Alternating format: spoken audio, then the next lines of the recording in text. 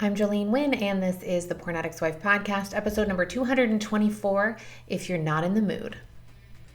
If your husband is struggling with a pornography problem and you want some help with it and you are not finding the resources that you like, you are in the right place. My name is Jolene Wynn. I am a certified life coach. I am an active member of the LDS faith, and I am the wife of a former porn addict. And on this podcast, I am going to share with you the tools that you need in order to start your healing journey. This is where I'm going to show you how to dive deep into intentional living, how to rekindle connection with your spouse, how to manage all that emotional turmoil that you're feeling, how to break the addiction cycle that you have to your husband's addiction, and tell you all of the ways to do that and start healing. I am so glad that you're here, and I can't wait to get started. Let's go. Hello, my ladies. How are you guys today? I am so excited to be talking to you, as I am every single week. I do. I love this. This is one of my favorite things that I get to do. Do you guys know that? I absolutely love doing this podcast, which is why there's almost 250 episodes of me talking to you guys. I love it. I hope you guys had a great weekend. It is beautiful here, and this is going to be an amazing week for so many reasons. Number one, it is the anniversary of September 11th. And if you guys don't know much about me yet, I am extremely patriotic. I love America. I love this country. And I love how the country came together after 9/11. And every single year, it's really important to me to teach my kids history. It's really important to me that I don't lose that with my kids. September 11th was very important to me. My dad had an office in the South Tower in New York City. And every single year, I have made my kids, not made them, but I have taken my kids to a 9/11 memorial service. We put out flags for every single human being that lost their life in the 9/11 attacks. We lay them out in our field, and it is just a beautiful reminder of history and of America, and a memorial of the people who lost their lives. And so that's what we're going to do on September 11th. There's a memorial service that we always go to, and so we're going to go to that. I always climb stairs on the morning of September 11th. That's the workout that I do, and so I'm going to be doing that and just teaching my kids. We bought several books. I have several books on September 11th, and some of them are kids' books. Some of them are, photos and things like that of it that have happened about the memorial and all those things. And so that's what we do on September 11th. I teach my kids that part of history. I give them my journal entry from that day. My mom had me write a journal, and then I collected thoughts from other people who were around me, some of my friends and family members, and I put them all in a book. And so we read that. Anyway, it's a beautiful, powerful day, and so I encourage you to do that with your own family. It's beautiful, okay?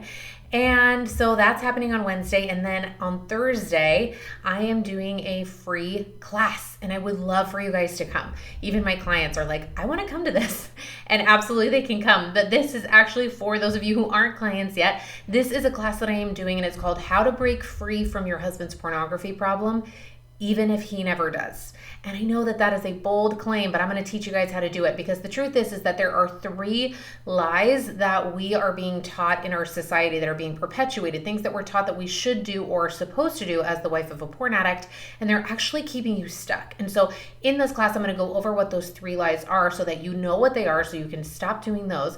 And then I'm going to teach you what to do instead.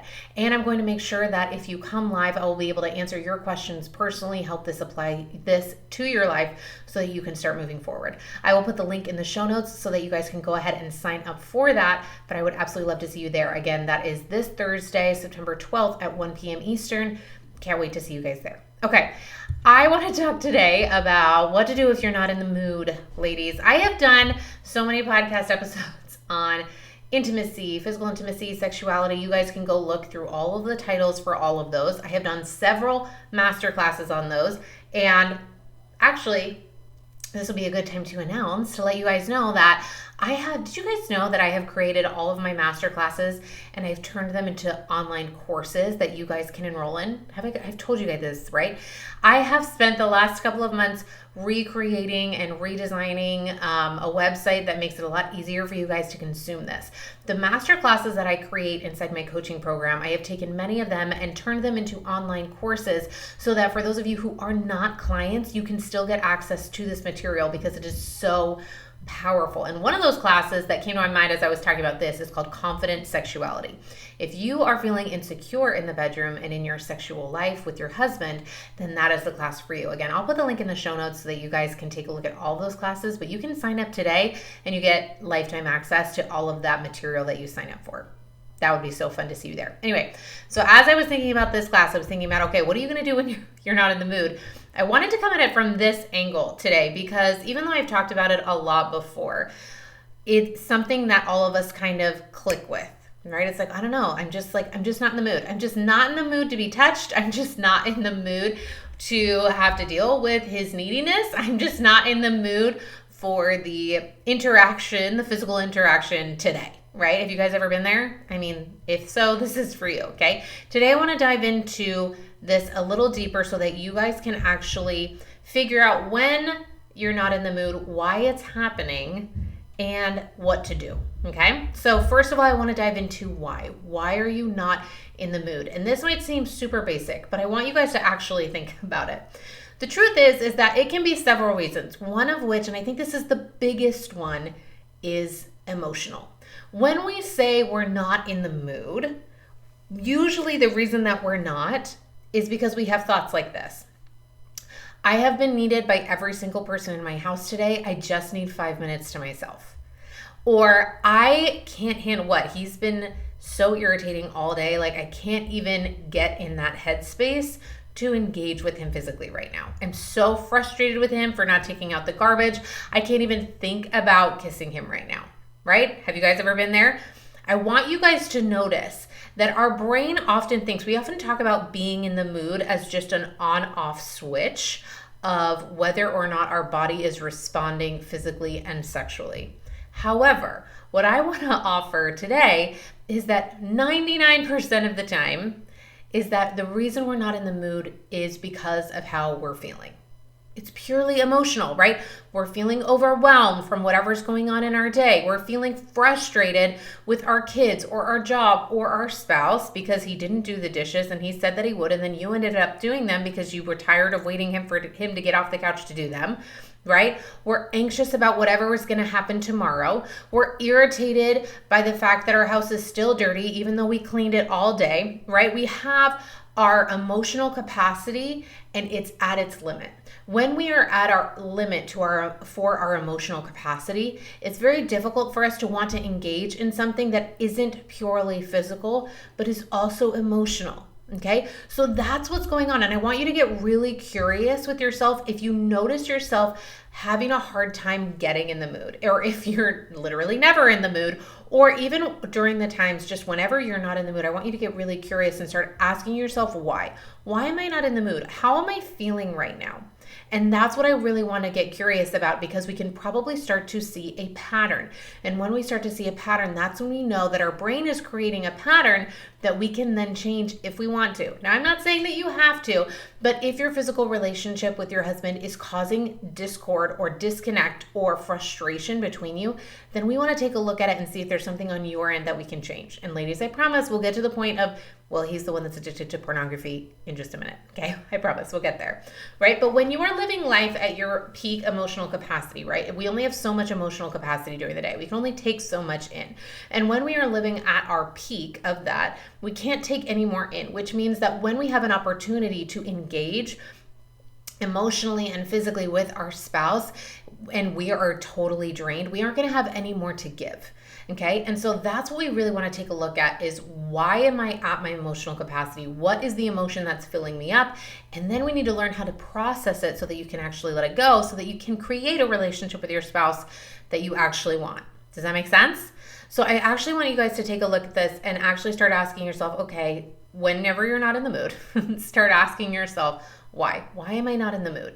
And get really curious, because your brain's gonna want to get really snarky about this, and it's going to be like, well, the reason that I'm not in the mood is because I'm not interested in dealing with his garbage, and he's the one that's been looking at porn and blah blah blah blah blah. when I ask you this question, when I encourage you to ask you this question to yourself, is to actually get curious about what's going on with you. What am I feeling that makes me not want to do this with him right now? Okay? And it's probably emotional. The other thing that goes through our minds, ladies, and this, at least for me, is practical. Okay? This is another reason why I'm not in the mood. It's because my brain will go to, have I shaved my legs? When was the last time did I put on deodorant? Do I smell? Right? Or I'm so tired, or I have to get up tomorrow morning at this time. Okay. Now, underlying all of those practical reasons is always an emotion, right? The reason that I'm concerned practically with whether or not I've shaved my legs is because I feel insecure, or I'm worried about what he might think if he rubs on my legs and it's not smooth, right? Do you guys see what I'm saying? Or if I'm worried, oh my gosh, I'm so tired, I need to make sure I get a good night's sleep before I do X, Y, and Z tomorrow. What I'm really feeling is I'm feeling anxious about what's happening tomorrow. So even though it sounds practical, even though it sounds like there are just things that I'm just thinking of that he doesn't have to worry about, even though I just want to make sure that I put on deodorant, if it seems like a practical concern, right? It even seems like it has his best interest at heart, right? I just want to make sure I don't smell for him. What we're really feeling is, I don't want to smell because I don't want him to be turned off. I don't want to feel insecure. That would be so embarrassing, right? So really it's a physical insecurity. Really we're feeling in all of these ways, ladies, emotionally and physically insecure. And that's the third thing that comes up so much is physical insecurities. Why are you not in the mood? Because of how you feel about your body, right? Because you think, I haven't lost weight. I had a baby 6 months ago and I'm still bigger than I used to be. I should be skinnier than I am. I'm not as sexy. I should look different than I do. I hate my arms, whatever it is that comes to your mind. Those physical insecurities that you're thinking about, those are all your thoughts that are creating feelings that are emotional, right? Those physical insecurities are just thoughts that you have about your body, and then they're creating an emotion and you feel insecure. And when you feel insecure, like I said at the beginning, it's an emotional reason that makes you not want to engage, because it's very difficult to feel something negative and then have to power through that in order to engage with your spouse. Does that make sense? And that's essentially what comes up so much for all of us, is that physical intimacy, why we're not in the mood, is because it can be very triggering. Okay, I know I don't like to use the word triggers, but I'm using it here, okay? Take it and run with it, okay? It can seem very triggering. And what I mean by that, when we say triggering, it triggers an emotional response, right? It brings up our stuff, okay? We have emotional and physical insecurities, and that's what gets brought up with intimacy. And that's why it can be so hard to be in the mood. That's why we can second guess his motives. We might have memories of the past where we weren't sure what he was doing, or we weren't sure what his motives were, or we felt really uncomfortable or unsafe with him physically. And I've done a podcast episode on that. It's called If You Feel Unsafe During Sex. You can go listen to that. I've done another one called Physical Intimacy. You can go listen to that one.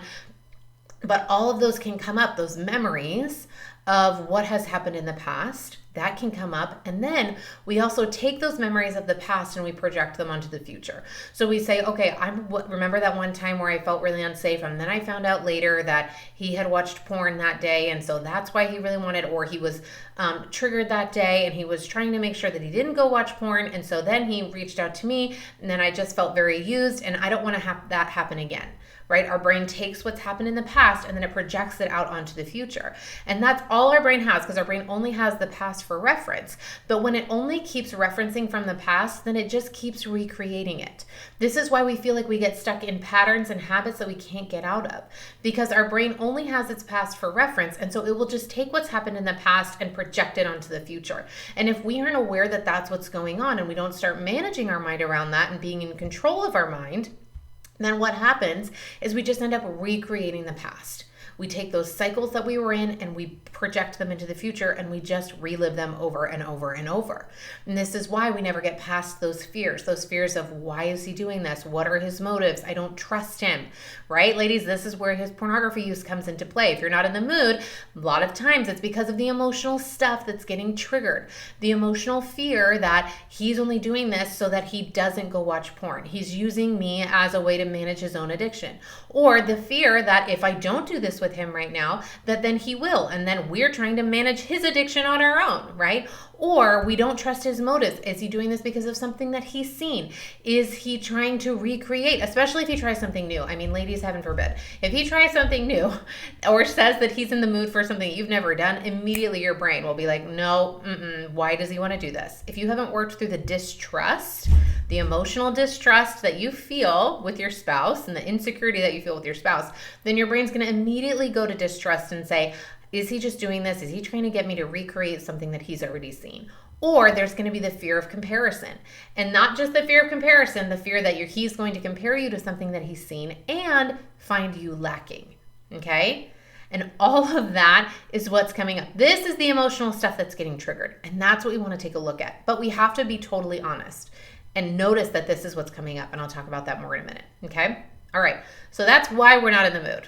And I just want to get that out there because we want to get really clear, and I want to encourage you guys to get really clear on why you're not. And again, don't blame him, okay? It's totally fine. I understand that you are affected by what he's done, but we want to take complete responsibility for the emotions and responses that are coming up in you because that's what we can control. So why are you not in the mood? Your snarky part of your brain is going to be like, well, it's because he's watching porn, okay? But we want to get deeper into that. Why? Okay, all right, so he's watching porn. What's coming up for me? Why do I not want to engage with him physically, intimately, if he's been watching porn? And that's your answer, okay? Now, here's the next thing that I really want to ask you guys to get curious about is, what are you not in the mood for? And again, that may sound super basic and super simple, and your brain's going to want to give me a snarky answer, okay? I want you to get really honest and curious. What are you not in the mood for? Because most human beings are actually very in the mood for a hit of dopamine. It feels really good, okay? Your brain isn't trying to avoid that feeling.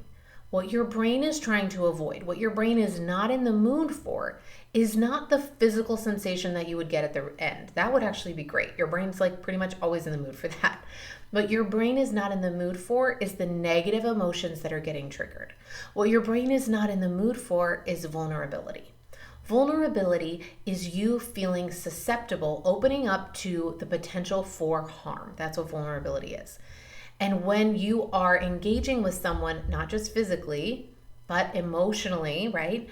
Then we're opening up double. We're not only being emotionally vulnerable, we're also being physically vulnerable. And that's a very scary place for your brain to be, which is why it can feel so unsafe during intimacy. This is why we're not in the mood, because our brain says, that's really scary. I feel unsafe now that my husband's watched porn. Now that I still have it connected in my mind, I feel unsafe with intimacy. And so I don't want to engage with him physically. That's what I'm not in the mood for. I'm not in the mood for putting myself in a place where I am physically and emotionally vulnerable. That's what I'm not in the mood for, okay? It's not in the mood to deal with your emotional stuff that you have to power through in order to engage with your spouse, right? Your brain is not interested in doing the work, emotional work required to work through the emotions that are getting triggered. Does this make sense? That's what you're not in the mood for. So it may not even be that you're not physically attracted to your spouse. And I want to really clarify this because a lot of times when we're not in the mood, it's because it's emotional. But we do this over and over and over again, our brain will start to think that we're not attracted to him anymore. And I want to offer that that's completely different. Okay? It might not be that you're not attracted. It might not be that you no longer want to have sex with him. It's that you are not interested in being emotionally vulnerable with him because of what comes up for you. And that's really important to clarify because the stuff that's coming up for you is 100% in your control. Okay? All right. And your attraction to him is also 100% in your control, but we'll talk about that another time. Okay? Ladies, if this is not proof that your thoughts create your feelings, I don't know what is, right? I mean, if it were true that your husband's actions were the things that created your feelings, then him wanting to have sex with you would make you feel great. Oh my gosh, he wants to have sex with me. He thinks I'm desirable. He thinks I'm sexy. That is amazing. But no, you have all of these different thoughts. Thoughts like, I don't trust why he wants to do this. I'm not in the mood. Can't he tell that I'm irritated? I could not want to be touched less right now. And all of those thoughts are what's creating your feelings. This is so proof that your thoughts create your feelings, ladies. So if you were looking for it, here it is, okay? And I think we can all relate to it because we've all been there at times where we're like, ugh, and that's our response. And even if it's not what we want our response to be, this is what's really important. We want to take a look at why that response is coming up so that we can start to change it, okay? So now let's go to, all right, we know why we're not in the mood. We know what we're not in the mood for. What do we do about it, okay? How do we handle it in the moment? Okay, I'm going to tell you how to handle it in the moment, and then I'm going to tell you the long term how to handle it, okay? How to handle it in the moment, number one, be honest with yourself about what's going on and why, okay? Be really brutally, humbly honest with yourself about what's coming up for you emotionally and why you're not in the mood. Again, your brain's going to want to blame him and his behavior and all the things that he's done wrong, and he's such a turd. And I'm with you. I believe you, okay? I'm in. However, that doesn't get us anywhere. We can't change anything unless we start to take a look at what's going on inside for us. So what's coming up for you? Be honest with yourself about why you're not in the mood and be brutally honest, okay? It's not just about him, it's about you. It's what's coming up for you. So number one, you have to be honest with yourself. Number two, be honest with him. And ladies, this is so hard for so many reasons. One, we are worried about his response. We're worried about what he'll make it mean. We're worried that if we don't have sex with him, that then he's going to go watch porn and relapse, right? All of those things. We're worried that he's going to be upset, right? Ladies, be honest with him and then be okay with his response. Because ladies, of course he's going to be upset. Do you want to know why he's upset? Because he wants to have sex with you. Because he thinks you're incredible and gorgeous and beautiful and sexy, and he wants to have sex with you. Ladies, I'm pretty sure we're all okay if our husband's upset if we say no to sex because, I mean, would you rather he be relieved? Would you rather be like, oh my gosh, thank goodness. I'm so glad she doesn't want to have sex with me. I didn't really want to have sex with her. I was just like trying to be polite. No, of course he's upset because he wants to have sex with you because you're his wife and he thinks you're amazing and gorgeous and sexy and beautiful and he wants to have sex with you. So it's okay if he's upset.